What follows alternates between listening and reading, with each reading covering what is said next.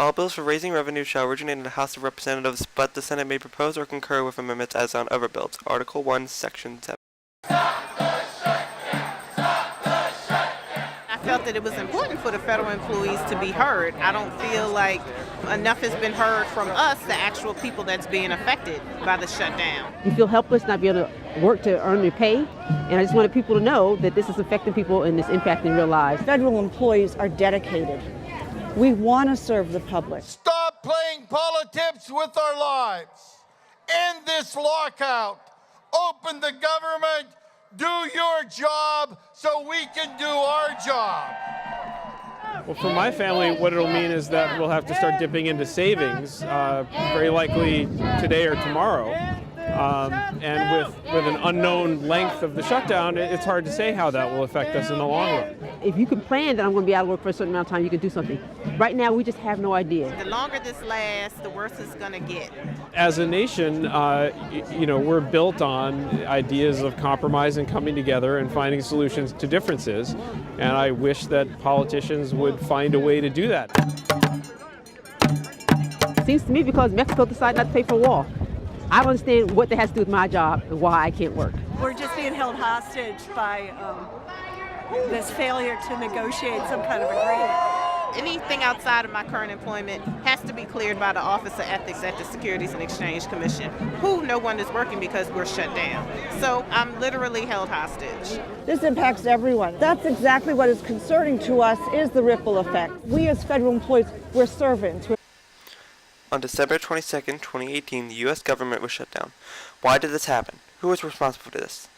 Why should we care? Are the questions we are asking ever going to be answered? Perhaps this video may shed some light.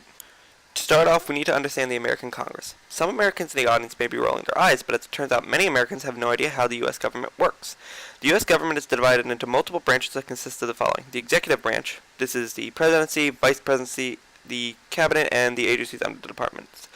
The legislative branch, made of Congress, which is a bicameral legislature, meaning two houses, consisting of the lower House of Representatives and the upper Senate. And finally, the judicial branch, consisting of the Supreme Courts and federal courts. We'll be focusing mainly on the executive and legislative branch for this video. Congress has the power to make laws with presidential approval, a power unique to it with the exception of executive orders. But the President and the Supreme Court can strike these down, President by veto and the Supreme Court by ruling a law unconstitutional. Congress can overturn a veto with its two-thirds supermajority of both houses. This rarely happens. Throughout all of U.S. history, only 37 out of 1,484 veto bills have been overturned. With this knowledge in mind, let us address the powers of Congress.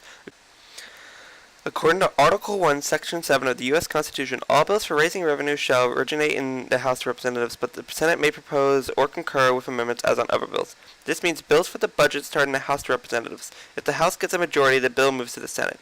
There, the Senate needs 60 votes to end debate and 51 to pass the bill.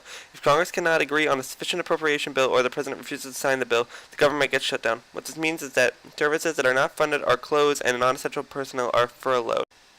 Before going on further, we need to understand a few things about U.S. politics.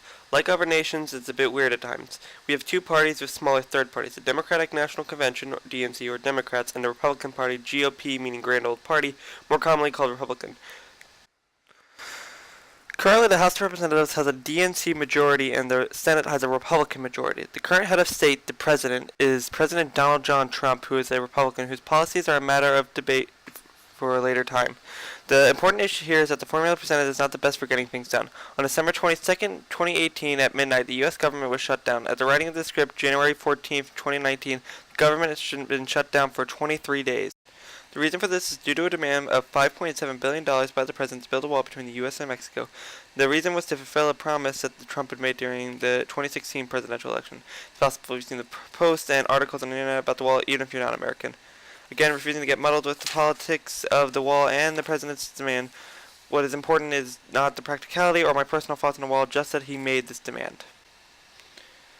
The Democrats opposed this wall, citing the practicality of the wall, and thus refused to include it. The House originally had passed a bill for $5.7 billion of increased funding for the wall that the President wanted, but it failed in the Senate. As a result, it was sent back to the House, and the Democrats have now ceased adding any provisions about increased funding for the wall.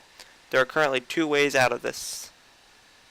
Option 1, the Senate approves the bill. The issue with this is that it is unlikely because the Democrats flat out refused to put in any increased funding of Homeland Security for the wall. They also refused to pass any bill in the Senate unless it is a separate bill for funding the government, which would make the wall needed in a separate bill. The Republicans won't pass anything in the Senate, unfortunately, so it seems this will continue to run itself around in circles. Even if the Senate approves it, this president has the power to veto it unless it has the wall funding he wants, and it won't likely be overturned by Congress. Option 2, Senate Majority Leader Senator Mitch McConnell brings a bill to the floor, a continuing resolution. This would essentially mean that agencies open up the government and use the same budget as last fiscal year. This is not something Senate Majority wants to do, however, as this would pass a veto-proof majority. Now you may be wondering, why is this an issue? Well, the president would try to veto it, and he'd most likely fail. This is an issue as the president is the main representative for the Republican Party at the moment. Having a Senate which has your own party's majority having your bill overturned is incredibly embarrassing for a president.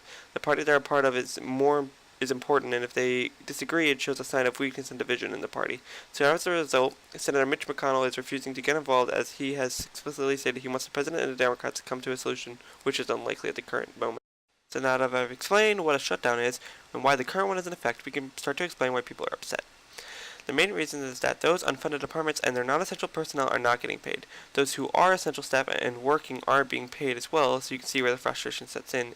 It's possible the government will compensate non-essential personnel, but that isn't an absolute certainty. Essential personnel will most likely be paid, but many have just called out sick or can't work because the department in their agency isn't operating. Some workers haven't taken kindly to being sent to work without being paid. Aside from workers, many services themselves aren't operating. The IRS, for instance, can't give out tax returns while the shutdown is in effect. As a result, many people in non-government are affected as well because they can't get their tax returns. The CDC, Center for Disease Control, and FDA, Food and Drug Administration, are understaffed has led to concerns for health of individuals. In conclusion, the government shutdown is a stalemate of beliefs and policies. There are a couple ways to end it, but all these options seem to step on someone's toes, so compromise is pretty hard. Thank you, and stay tuned for more videos of this nature in the future. Special thanks to uncreative, Startra, BreShae, my mother and father, Ahnley, and General Khaos.